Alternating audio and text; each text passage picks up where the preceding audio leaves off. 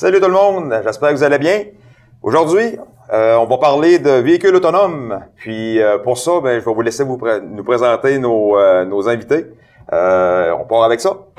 Bon matin. Bonjour Sarah. Bonjour, bon matin. Bonjour tout le monde. Alors, on brise le 4e mur pour se présenter, puis après, on retourne ensemble. Mon nom, c'est Pierre-Olivier Ménard-Dumas. Je suis associé au cabinet d'avocats Stein Mona à Québec. Je suis l'associé responsable de l'équipe en droit du transport. Puis ce matin, je suis accompagné de ma consoeur, Maître Sarah Routier. Bonjour. Bonjour. Bon matin, Sarah. Moi, Sarah Routier, je suis avocate dans l'équipe de Pierre-Olivier en droit du transport et on fait ça de manière quotidienne. Moi, j'ai été assermentée il y a 2 ans et demi et j'ai fait ça depuis le début. Good. Super. Bon, écoutez, il y a ça qu'on vous connaît. Moi, c'est Pierre-Olivier. J'en doutais pas. Véhicule autonome. Oui. Moi, là, regarde, tu me parles de ça, puis je me dis, hey, on commence déjà à passer au véhicule qui va se conduire tout seul. On est rendu où là-dedans? Écoute, moi, il y a une couple d'années, j'ai commencé à écrire des articles scientifiques sur les véhicules autonomes en disant, ça s'en vient, je publiais dans des revues destinées aux avocats, okay, à mes confrères. Puis les gens ils me disaient, Pierre-Olivier, tu joues trop aux jeux vidéo. T'es trop un jeune avocat, ça n'a pas de sens, ça se peut pas, ça n'existera pas. On nous disait que les autos allaient voler en l'an 2000. Ben oui. Commence pas à me parler que les camions vont se conduire en 2015. Moi, je suis extrêmement fier de dire qu'en ce moment, Sarah et moi, on a travaillé sur un projet de navette autonome au Québec et que la navette a circulé tout au long de l'automne sur les routes du Québec en situation réelle de trafic, dans des intersections, avec des passagers à bord. Ah ouais. Les véhicules autonomes, c'est plus de la science-fiction, c'est de la réalité.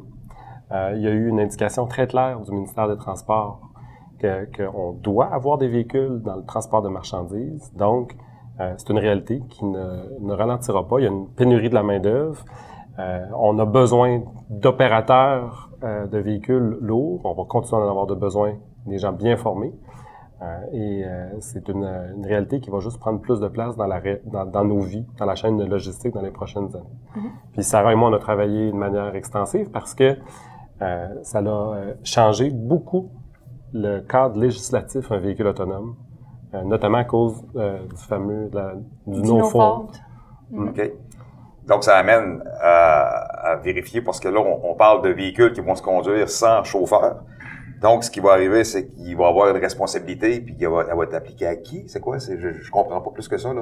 Explique-nous donc, Sarah, les grandes lignes du no-fault au Québec. Oui, en fait, le no-fault, c'est pour ce qui est du préjudice corporel. C'est-à-dire que si une personne est victime au Québec d'un accident automobile, la Société de l'assurance automobile va indemniser la personne sans poursuivre le responsable avec quelques réserves. Et ça, peu importe, c'est la responsabilité de qui. Alors, une victime d'un accident automobile au Québec, un préjudice corporel est indemnisé par la SAC sans question de poser. Okay.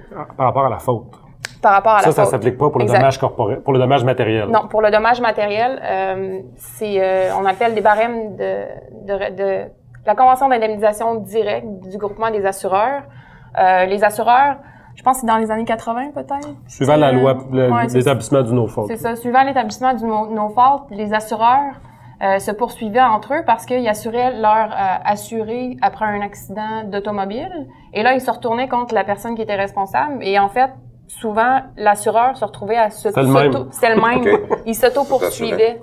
Fait qu'il y avait des frais juridiques importants qui étaient perdus, du temps aussi pour les assureurs. Alors, ce qu'ils ont fait, ils ont créé des barèmes, que c'est quasiment des petits logos, là, des images. Ouais. Si on tombe dans cette situation-là, la responsabilité est prédéterminée et c'est de même que... Ce qui est fascinant, c'est qu'avec le véhicule autonome, maintenant, le législateur, puis le Québec, on est probablement la juridiction en Amérique la plus favorable à déployer des véhicules autonomes à cause du no-fault. Tu veux pas déployer en tout cas, puis la réalité, c'est qu'au Nevada, ils sont vraiment en avance sur nous. Il y a plusieurs États américains qui sont éminemment plus en avance sur nous, malgré qu'ils ont le droit de poursuite contre les opérateurs. Au Québec, avec le no-fault, la victime va être indemnisée par le gouvernement. Et là, ce qui est fascinant, c'est que le gouvernement, avec les modifications qu'ils ont faites à la loi, se réserve le droit de poursuivre le manufacturier ou le distributeur du véhicule autonome. Dans le fond, là, le Code de la sécurité routière parle du fabricant et du distributeur. OK. Et là, on parle déjà d'assurance, on parle de responsabilité. On est rendu où, là? Ça va si vite que ça? Ça va excessivement rapidement. Comme je te dis, on est déjà là. Moi, ce que je vois à très courte échéance, ce qui va être très facile à automatiser, puis je pense à un client là, qui a un entrepôt dans la couronne de Montréal qui est complètement automatisé. Parce qu'on parle des entrepôts sans fenêtre, des entrepôts noirs. Pourquoi noirs? Parce qu'il n'y a pas de fenêtre. Les structures, les étagères sont opérées par des robots, ça va extrêmement plus vite, plus efficace, et ainsi de suite. Si on fait le parallèle avec ça, avec le transport, le shunting dans la cour, je sais pas comment on dit ça en français, je m'en excuse, on va pouvoir rapidement automatiser ça. On va encore avoir besoin des gens pour surveiller puis contrôler tout ça, mais on va pouvoir mettre de l'automatisation là-dedans. On met l'automatisation dans l'entrepôt, on peut le mettre dans la cour, c'est fermé, c'est clôturé, c'est un milieu qui est très sécuritaire et contrôlé. Et souvent, c'est le même trajet qui est effectué. Donc, déjà, on a un meilleur contrôle. Ça se planifie. Ça se planifie. Après ça, tu vas voir, on a vu dans les nouvelles récemment, Pitt a fait des tests de peloton de véhicules. Oui, platooning. Le platooning. Le premier véhicule en avant est contrôlé par un pilote et tous les véhicules à la suite suivent à une distance extrêmement rapprochée, créant un effet d'aérodynamisme. Et il n'y a pas besoin d'avoir un pilote dans chaque véhicule parce que c'est comme si ça fait un train. Les véhicules se parlent un entre eux. Fait que là, si le premier change de voie, par exemple, accélère, décélère, les autres en arrière vont suivre aussi. Là, on est là, ça s'est déjà produit. Ils ont fait des tests récemment. Ils font des tests. Là. En ce moment, au Québec, il est illégal d'opérer un véhicule autonome à moins d'avoir la permission du ministre, dans le cadre d'un projet de pilote. Maintenant, le ministre, à l'époque du gouvernement précédent, a dit « on en veut ». Fait que là, il suffit juste que quelqu'un arrive avec des projets réels, puis il y a toute la question de l'assurance, puis de la responsabilité, puis de la formation du chauffeur et tout ça, mais il y a une volonté forte du milieu politique de déployer des projets comme ça. Je pense pas que ça va enlever la job à personne. Je pense que ça va créer pas mal plus d'efficacité, ça va permettre aux entreprises d'en faire plus avec leurs employés, sans que les employés travaillent plus par ailleurs, là, mais les tâches vont être portées à être modifiées avec la technologie qui arrive. Mais on va toujours avoir besoin de bons opérateurs à bord du véhicule parce que tu vas avoir besoin de quelqu'un qui comprend le connaissement. Tu vas toujours avoir besoin de quelqu'un qui va être capable, en tout cas du moins à court et moyen terme, qui va être capable de prendre le contrôle du véhicule. Parce que un peu comme le pilote d'avion qui doit faire décoller et atterrir l'avion, mais peut-être qu'entre les deux, il y a ce pilote automatique. On commence il faut réfléchir comme ça avec les camionneurs. Ce qu'on va voir, qui va arriver très rapidement, la très longue route. Il n'y a pas de raison qu'on ait besoin d'un conducteur dans chaque camion sur la 401, quand on sait exactement qu'ils font Montréal-Toronto pas en ligne droite. Je comprends que c'est probablement l'autoroute dangereuse, là, mais ça se prévoit, ça se planifie. Puis les derniers qu'on va voir, c'est ce qu'on appelle le dernier kilomètre. Un peu comme les pilotes.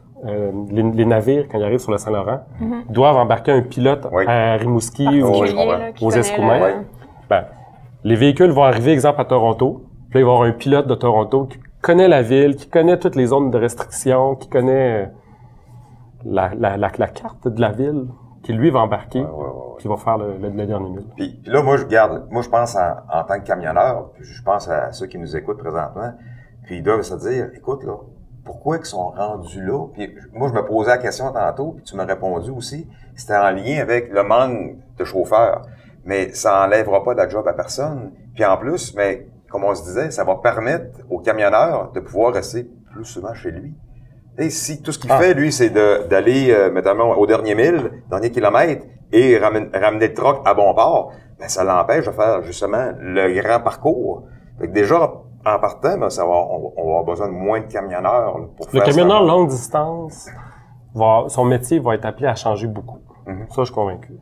Maintenant, Sarah, tu es d'accord? Ce qu'on a de la difficulté à trouver dans les entreprises, c'est le camionneur longue distance.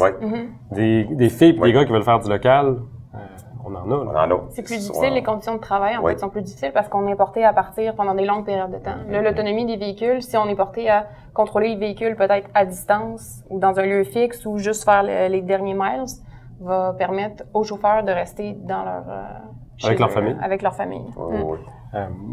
Maintenant, je pense, le camionneur disparaîtra pas. On va peut-être avoir un camionneur qui va se déplacer dans un véhicule de service, qui va suivre le peloton, qui va devenir un peu un programmeur, un mécanicien, un agent de service à la clientèle. / ingénieur technologique. C'est que le métier va se spécialiser, mais il va pas disparaître. Mais tu parlais tantôt même de télécommander, là. C'est d'arriver puis être capable de télécommander un véhicule à distance. On parle de platooning, on parle de moi, je télécommande. vais te conter une histoire, OK? Au congrès de l'Association du camionnage, il y a une couple d'années, vous avez mis votre simulateur de conduite. Oui. OK? Puis là, le défi, c'était la personne qui se rend du point A au point B sans prendre de carburant, OK? Pour tester la conduite écologique. Oui. OK? Toute la journée, là, le premier en haut de la liste, là, c'était moi. Pourquoi? Parce que tous les gars et les filles qui étaient là, ils conduisaient sécuritairement. OK? Moi, j'étais un joueur de jeux vidéo. OK? J'ai compris assez vite que j'allais miser sur l'inertie du véhicule, là. Puis je pense que j'ai écrasé du monde dans le parcours. Mais j'étais capable de le contrôler. Ça me parlait, j'avais la manette. Tu sais, je veux dire, la nouvelle génération, là, on est confortable avec ça, la perception visuo-spatiale. Il n'y a aucun stress avec ça. Je veux dire, puis là, c'est un peu une blague parce que j'ai écrasé du monde parce que mon seul paramètre, puis là, c'est tu parles à l'avocat puis tu lui expliques les règles. Tu dis, ben, je vais respecter les règles. Puis tu m'as pas dit que je pouvais pas écraser des gens, mais c'est facile. Puis ce qu'il faut surtout être certain, là, c'est que les véhicules autonomes sont sécuritaires. Dans le projet qu'il y a en ce moment, qui roule au Québec, là, on traverse un 4 coins. La navette et les feux de signalisation sont connectés ensemble. La navette, c'est exactement à quel moment les feux vont changer de couleur. Puis quand la navette arrive aux 4 coins, c'en est presque difficile parce que la navette respecte la règle excessivement précise, de manière précise, cède le passage à tous. Okay. Fait que la navette, elle peut coincer aux 4 coins si les humains la laissent pas passer. Oh, je comprends. Mais elle va pas écraser un humain, par contre, elle va le laisser passer. Okay. D'où Exact. le esprit. Mais là, le système qui va être incorporé dans la route, parce qu'il va y avoir de quoi qui va guider ce véhicule-là, c'est quoi exactement?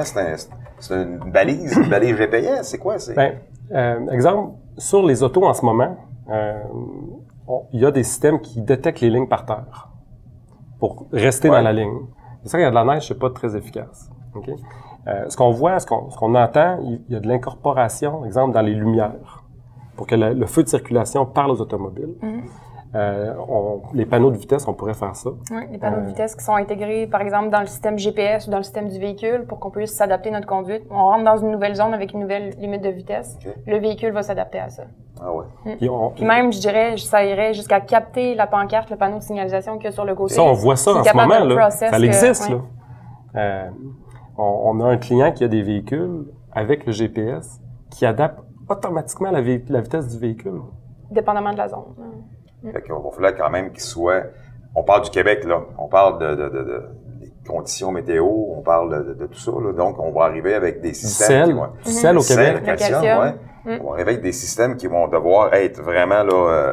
Fiables, très fiables. Il n'y a pas personne qui veut mettre quelque chose de dangereux sur la route. Le plus important, c'est pas d'arriver à temps, c'est d'arriver en sécurité. Ouais. Puis ça prend un système qui te permet de faire ça. Puis ça coûtera ce que ça coûtera, il faut que ça soit sécuritaire. Maintenant, les véhicules autonomes roulent sur la planète depuis plusieurs années maintenant. Il y a une compagnie qu'on nommera pas, qu'on adore, qui livre de la bière avec des 53 pieds au Nevada, pour de vrai. Ouais. OK? Il y a des flottes de taxis qui sont en train de s'automatiser, surtout dans le coin de Pittsburgh. Il y a des tests qui se font. Il y a manière de le faire de manière... Les véhicules de Google en Californie ont enregistré, j'ai pas les chiffres exacts, mais un nombre incalculable de miles d'opérations. 5,5 millions. Sans accident. Sans accident, exact. Fait que c'est... si on fait le comparatif à un humain qui contrôlait le véhicule... Ça aurait été quoi les stats? Exactement. On le sait pas. Je pense que ce qui reste beaucoup à changer, c'est peut-être la mentalité des gens. Moi, on a travaillé sur un projet de véhicule autonome cet été. Puis, quand j'en parlais un petit peu à ma famille, il y en avait qui étaient inconfortables avec le fait, ben voyons, il y a personne qui conduit, il y a personne qui... Mais fait que la technologie va permettre d'avancer. Possiblement que les statistiques vont nous prouver que c'est plus sécuritaire que quand c'est un humain qui conduit. Mais les gens sont peut-être pas rendus là. Peut-être pas prêts. Exactement. Ouais. Ça va venir. Tu sais, la technologie, on s'y adapte tous. Là. Il y a 20 ans, personne n'avait d'iPhone. Maintenant, tout le monde en a un. Ça va être de passer la barrière sociale puis morale, l'acceptabilité de cette technologie-là. Là, écoute, on parle d'il y a plusieurs années, on parlait que les autos voleraient, là. On disait, hey, en 2000, les autos vont voler. On en parlait tantôt, puis c'est vrai, moi, je me rappelle très bien de ça. Puis, tu sais, écoute, en 2000, les autos volaient pas, là. Non. Hein? Puis aujourd'hui, on nous parle de quelque chose qui va être autonome. La grosse différence, là, c'est que c'est pas dans l'an 2000, ça va voler. En 2018, ça l'a conduit de manière autonome au Québec. Ouais, ça s'est fait, ça c'est vrai. Ça c'est fait. C'est la réalité, c'est là, c'est le présent. C'est pas le futur, c'est pas de la science-fiction. À Lyon, le projet de la même navette roule depuis 2 ans. Ça l'a roulé sur la strip à Vegas sans problème. C'est plus des projections, c'est de la réalité. Mais là, on est en train d'étendre, excuse, je le compare à ça, mais on est en train d'étendre ça à un train de marchandises. C'est vrai. Tu sais, le train de marchandises, ça existe depuis des siècles quasiment, là. Pas depuis quand c'est commencé, là. Mais il reste quand même que c'est ça qu'on s'enligne vers ça. C'est une route, toujours la même, avec plusieurs wagons. Puis on pourrait mettre un conducteur autonome dans le Exactement. train. Exactement. Puis il y a même un projet en ce moment de faire une autoroute dans le milieu des États-Unis réservée aux véhicules autonomes. Pour que le commerce, on va dire, connecte dans le centre, ça donne comme une espèce de colonne vertébrale. Le développement de la nation américaine s'est fait de l'est vers l'ouest avec les chemins de fer. Est-ce que le prochain projet, c'est du nord au sud avec cette autoroute-là, peut-être? Mais là, avec tout le trafic qu'il y a, tout écoute, ça augmente de plus en plus, là.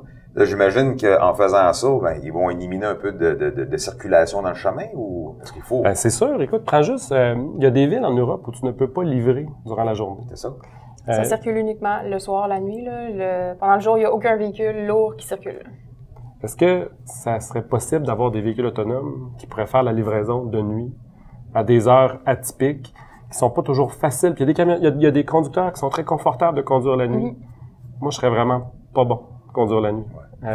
Est-ce que ça va nous permettre d'augmenter le volume de trafic? Peut-être. À des heures différentes. Est-ce que ça va enlever du travail? Non. Ça va-tu faire évoluer le travail? Définitivement. Ça, je suis convaincu. Mais je pense qu'on s'enligne vers ça. De toute façon, on n'a pas le choix, là. Présentement, là, on le voit, là, la pénurie de chauffeurs. Il faut pas se cacher, là. On demande, là, des chauffeurs d'autres pays pour être capable de venir combler le manque. Tu vois, ça, c'est le principal moteur, je pense, de l'avènement du véhicule autonome. Si on avait des conducteurs qui seraient disponibles à l'emploi puis qu'on serait dans un marché d'employeurs, on n'aurait pas avantage à dépenser autant de sous en recherche et développement pour des véhicules avec ce type d'équipement-là. Maintenant, on manque d'employés.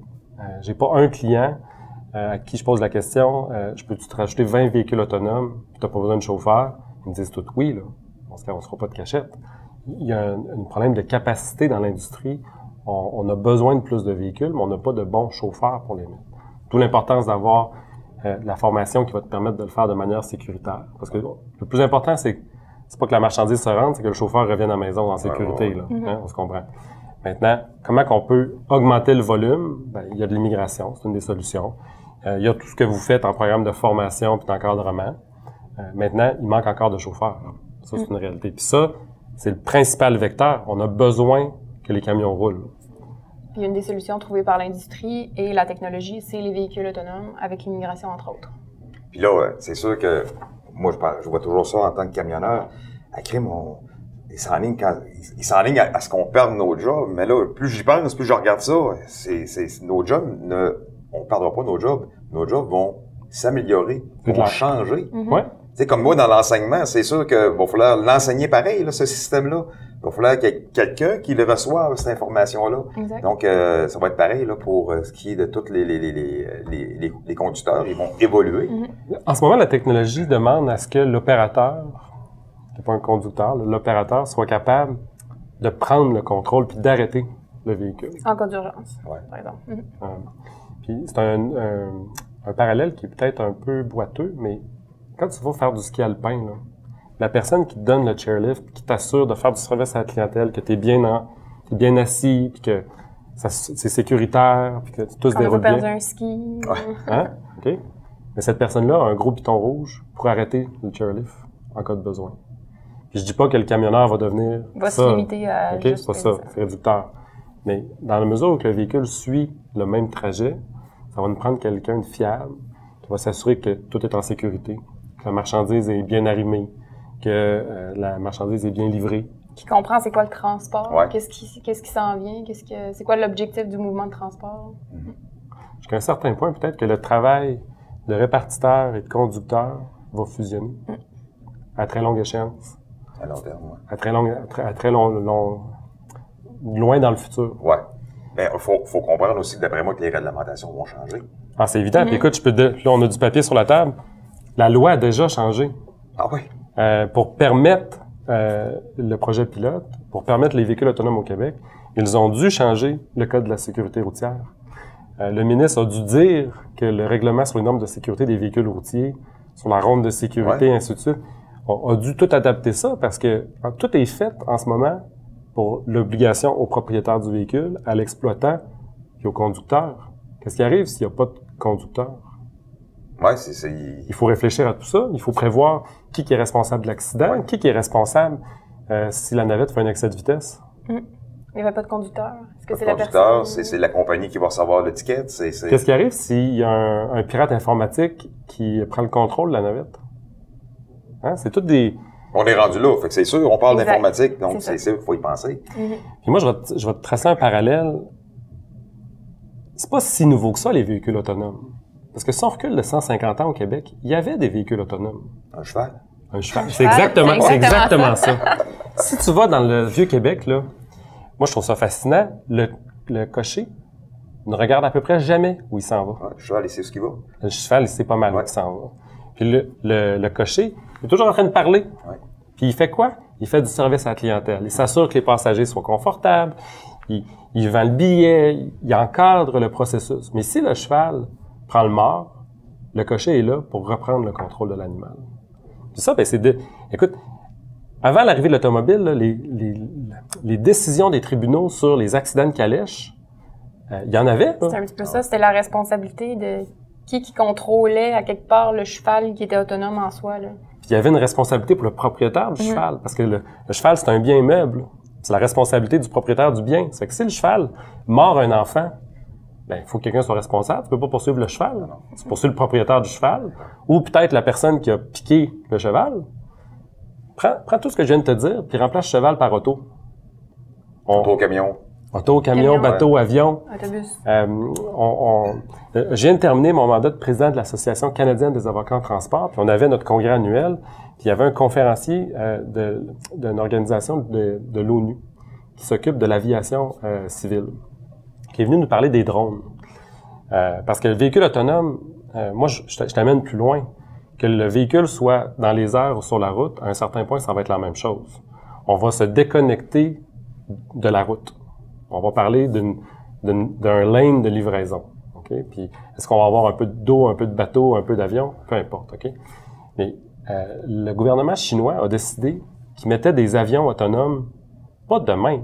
Il a dit, on en fait là. Puis, ce que le conférencier me montrait, puis c'est des photos d'équivalent comme des gros Cessna complètement autonomes.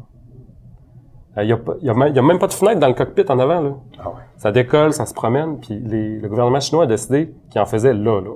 Fait que ça, disons qu'ils n'ont pas le même système législatif que nous. Quand ils décident qu'ils le font, ils le font. Ouais. Mais c'est une réalité. Puis, est-ce que ça va ralentir? Je pense pas. Je pense vraiment pas. Écoute, Pierre-Olivier, Sarah, c'est extrêmement intéressant. Je pense qu'on pourrait en parler des heures et des heures, mais je pense que tu n'aurais même pas de misère à nous starter ça pendant 1 heure et demie, je pense. Hein? Mais c'est un sujet qui nous passionne, honnêtement. C'est le futur des conducteurs de véhicules lourds, mais c'est aussi le futur des avocats en transport, parce que notre métier à nous aussi va être porté à évoluer avec cette technologie-là. Okay. Puis on était tellement excités de ça qu'on a essentiellement cancellé nos vacances cet été pour finir le projet. Non, mais c'est le fun. Au moins, si vous avez de l'intérêt, puis en plus, ben, ça porte fruit. Mais c'est intéressant. Puis pour finir avec ça, toi aussi, vous attendez, ça va prendre combien d'années avant que ça soit là, vraiment là, implanté, là, puis qu'on se dise là, vraiment, là, hey, regarde, là, on est rendu là. Bon. Moi, en ce moment, je conduis un Jeep Wrangler. Okay? Je brûle du carburant. Okay? J'aime mon auto. Je pense que ma prochaine auto va être électrique. Okay? Je pense que c'est ça ma prochaine étape. Ça fait que dans 3 ans, je vais avoir une auto électrique qui va me durer, je sais pas, 3 à 5 ans que je vais la garder. Je pense que la prochaine va être autonome. Aussi vite que ça? Convaincu. Puis moi, je suis pas mal sûr, j'ai eu le premier iPad au Québec. Je l'avais fait rentrer par des gens à travers les douanes, là, mais je vais probablement être un des premiers à avoir une voiture autonome au Québec. Je suis convaincu de la technologie. Je suis aussi convaincue de la technologie. Je pense que ça s'en vient rapidement. Je sais pas, c'est quoi la projection là, par... On nous parle de 2020-2025 pour un point vraiment d'acceptabilité des opérateurs. Le gouvernement américain nous parle de 2030 comme étant vraiment le moment où l'autonomie va dépasser le véhicule standard. Ça fait que 10-15 ans maximum. OK, mais je suis content, je suis encore assez jeune pour pouvoir penser de vivre ça. Ah, tu vas le vivre, c'est sûr. On va le vivre, mais je pense que ça va être, comme j'ai dit tout à l'heure, l'acceptation morale qui va peut-être ralentir la technologie. Oui. Mais c'est pas grave, regarde, on va s'adapter, je suis sûr certain. Fait que, hey, Sarah, Pierre-Olivier, merci énormément. Beaucoup, merci. Regarde, c'est sûr qu'on va vous réinviter, là, c'est trop pertinent. Fait que, merci à tous, merci à tout le monde. Puis, écoutez, regarde, vous avez d'autres questions, vous avez des questions à nous poser, vous ne gênez pas. Vous nous les envoyez, puis ça va nous faire plaisir là, de parler de sujets qui peuvent vous intéresser comme ce style-là. Fait que merci.